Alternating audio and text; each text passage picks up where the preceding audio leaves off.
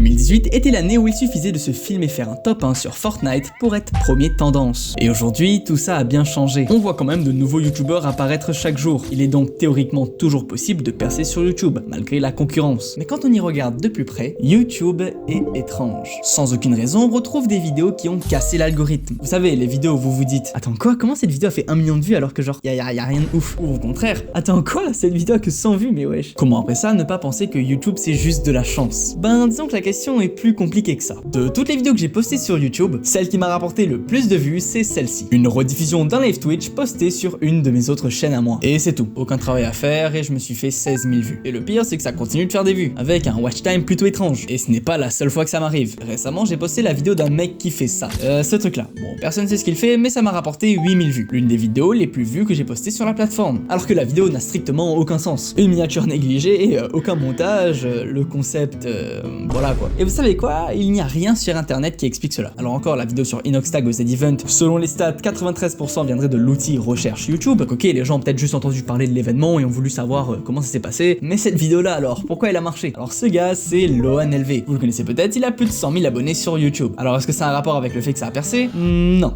je pense pas. Les commentaires de la vidéo sont en anglais et quand je regarde les statistiques, 0,9% des gens qui ont regardé cette vidéo sont français. Voilà, preuve que l'algorithme est complètement cassé.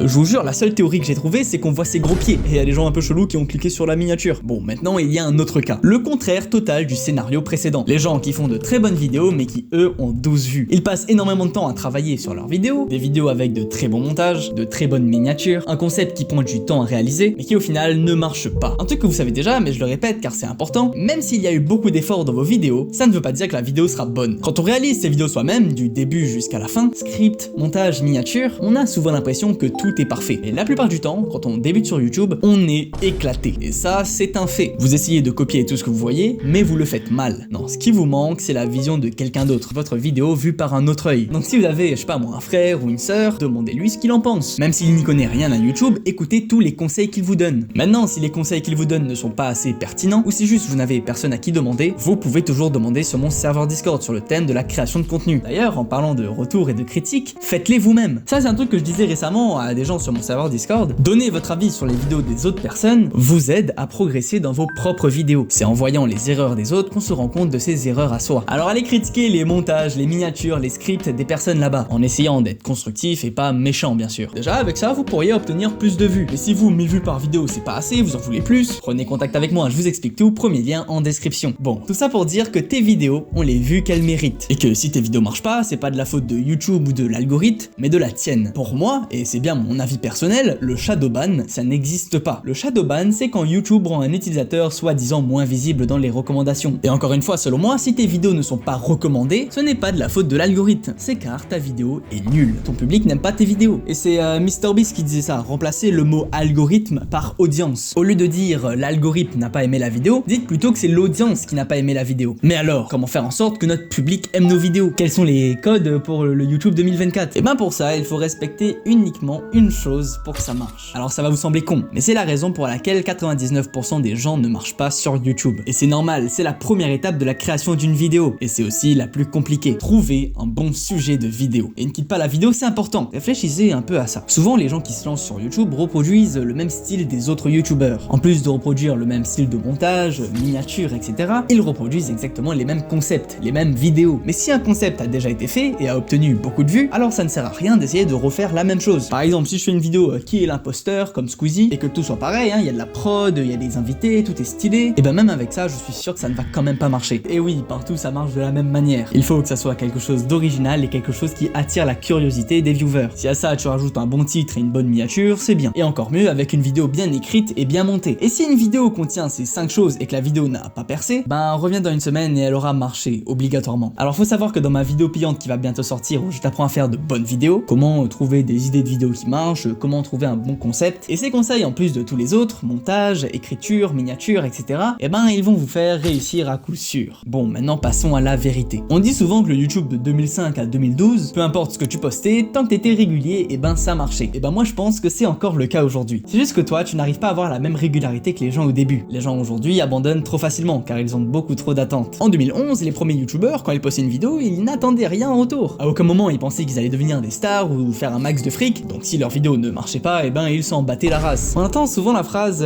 ne commence pas YouTube pour être connu, tu vas jamais marcher si tu as ce mindset. Et je suis plutôt d'accord et pas d'accord. Déjà pas d'accord parce que je pense qu'avoir un objectif, un chiffre à atteindre, ça permet de rester motivé, par exemple essayer d'avoir 1000 abonnés. Mais je suis plutôt d'accord dans le sens où il faut pas s'attendre à marcher dès le début. Une chose qu'il faut retenir de cette vidéo, c'est qu'il est quasiment impossible que ta première vidéo que tu postes marche. On peut croire que moi ma chaîne a marché dès les débuts, mais ce que vous savez peut-être pas, c'est qu'avant cette chaîne, j'ai eu beaucoup d'autres chaînes qui eux n'ont jamais marché. En réalité, la théorie ne suffit pas, il faut pratiquer. Et pour pratiquer, c'est simple, il faut écrire, monter, tourner, poster. Et ensuite poster, poster, poster, poster. Et chaque vidéo qu'on va poster doit être meilleure que la vidéo d'avant. Tu t'améliores au fur et à mesure. Ne sois pas trop pressé, ne te décourage pas et surtout, reste discipliné. Vous allez voir, vous allez vous améliorer petit à petit et vous allez devenir des légendes. Mais avant ça, il faut s'abonner à la chaîne car on rush les 10 000 abonnés avant l'été. Et l'été, ça arrive bientôt. Donc je suis un peu dans la merde.